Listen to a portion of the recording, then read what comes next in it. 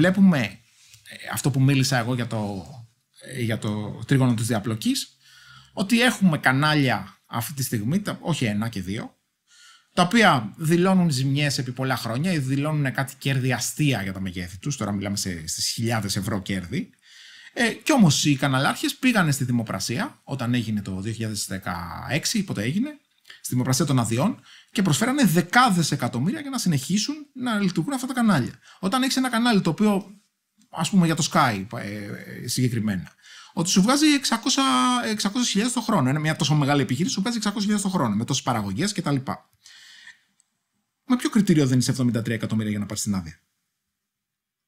Δηλαδή αυτό είναι, δεν ξέρω, ακόμα και καλύτερη τοποθέτηση θα ήταν να πάει να τα πάρεις άδειες ταξί από άδειες καναλιών.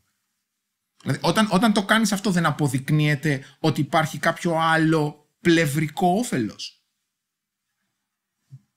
Έτσι, εκτός αν οι άνθρωποι αυτοί, δεν ξέρω, αγαπάνε τόσο πολύ την ενημέρωση ή αγαπάνε τόσο πολύ το να υπάρχει αυτός ο σταθμός, που δέχονται να δώσουν τέτοια τεράστια ποσά.